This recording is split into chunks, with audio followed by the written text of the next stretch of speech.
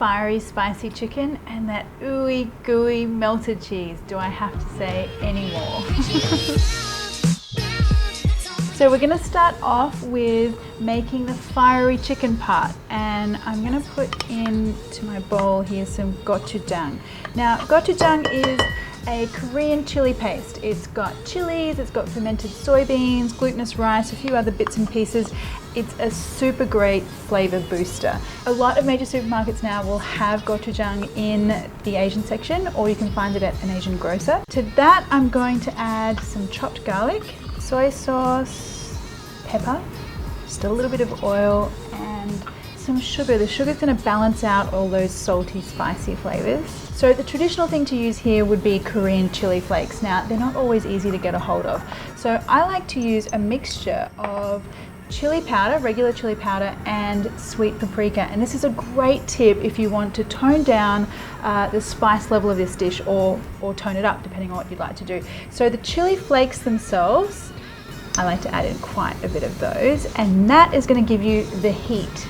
And the sweet paprika, make sure it's sweet and not smoky, because we don't want a smoky flavor, we just want the color. So the sweet paprika is going to give us that red color that the Korean chili flakes would have given us. So if you'd like to make it milder, use less of the chili powder. If you'd like to make it hotter, I might just add a little bit more.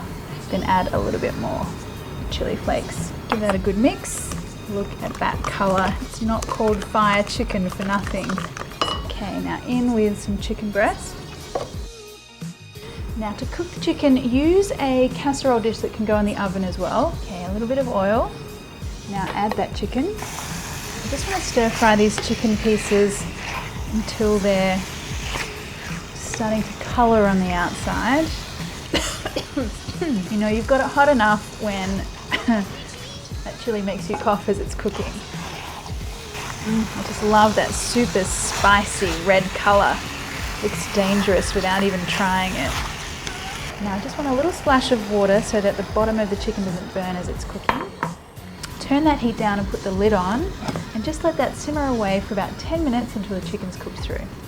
That is smelling so good, yum. And now for the cheese. Can never help sneaking one little piece in. Now I've just got cubes of mozzarella for this, and I like doing the chunky cubes here because then you get this really thick sort of layer of that cheese right on the top there. Now that just goes under a hot grill for about 10 to 12 minutes. Just watch it. You want that cheese to be beautifully melted and very golden. Okay, so that looks ridiculously good. Final little bit of greenery with some spring onion sprinkled on the top.